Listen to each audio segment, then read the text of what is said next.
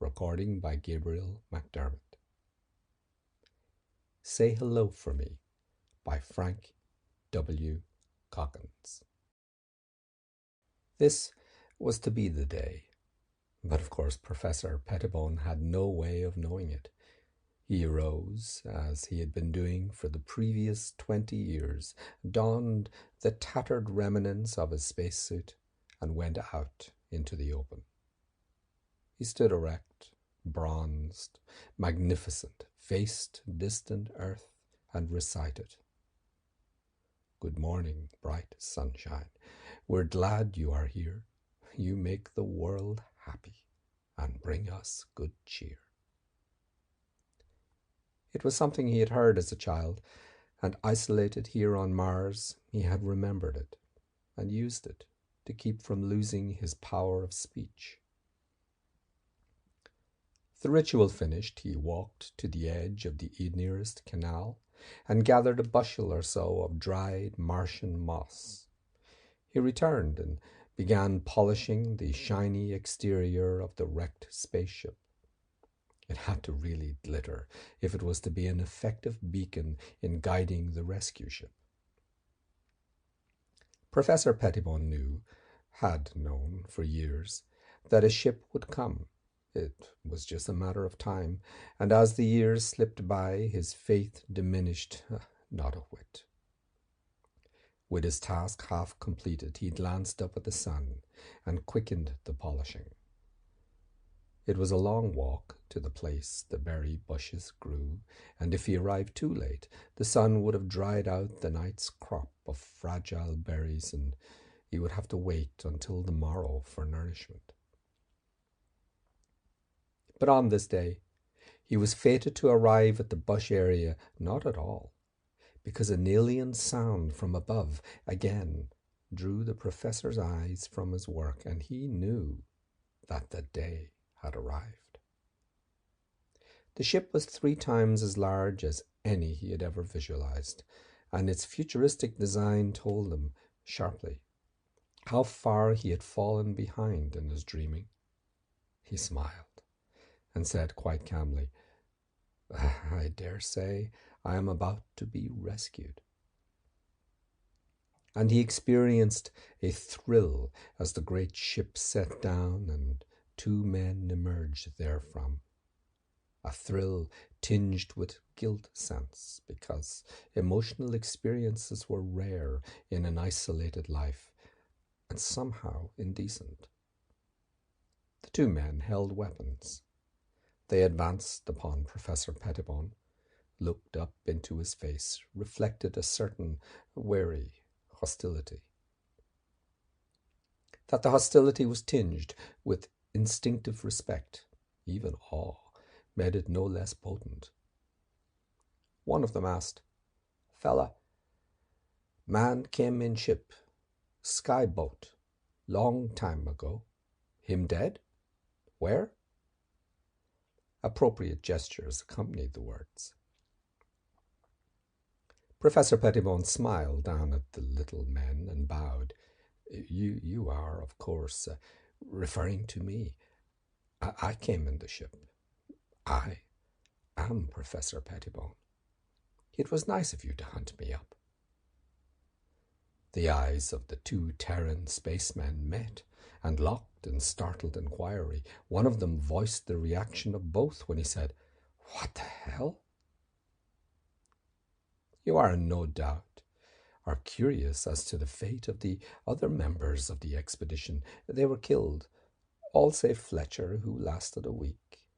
Professor Pettibone waved a hand there in the graveyard. But their eyes remained on the only survivor of that ill-fated first expedition.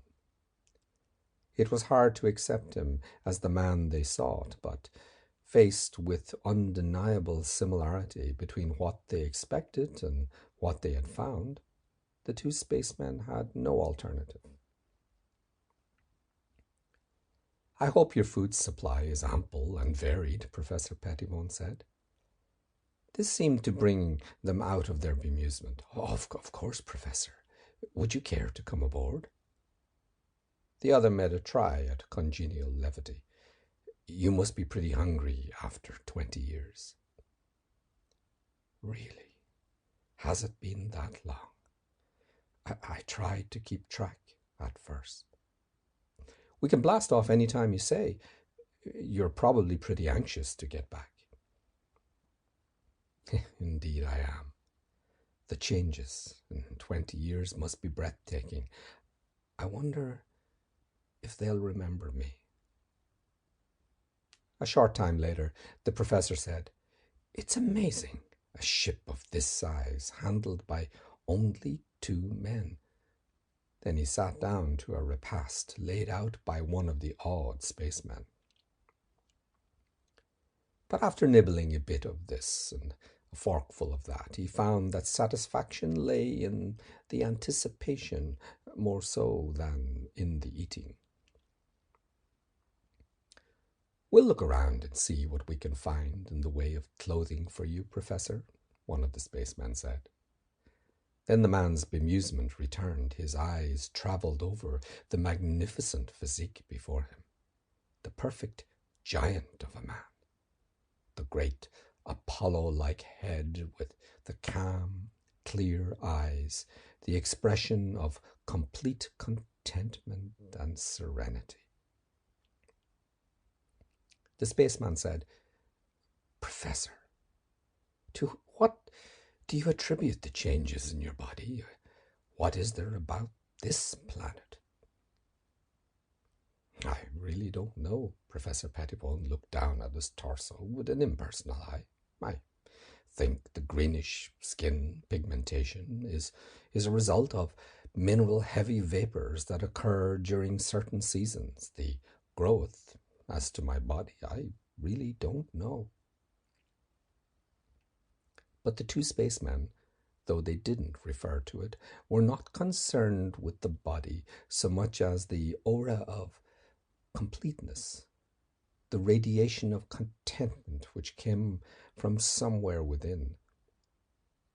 And it was passing strange that nothing more was said about the professor returning to Earth. No great revelation suddenly arrived at that he would not go. Rather, they discussed various things that 3 gentlemen meeting casually would discuss. Then Professor Pettibone rose from his chair and said, "It was kind of you to drop off and see me." And one of the spacemen replied, "A pleasure, sir, a real pleasure indeed." Then the professor left the ship and watched it lift up on a tail of red fire and go away. He raised an arm and waved. "Say hello for me," he called. Then he turned away, and from force of habit he began again to polish the hull, knowing that he would keep it shining and be proud of it for many years to come. Almost beyond reach of the planet, one of the spacemen flipped the switch and put certain sensitive communication mechanisms to work. So sensitive they could pick up etheric vibrations far away and make them audible. But only faintly came the pleasant voice of a contented man. "Good morning, bright sunshine. We are glad you are here. You make the world." The end. That was the end of Say Hello for Me by Frank W. Coggins. Recording by Gabriel McDermott.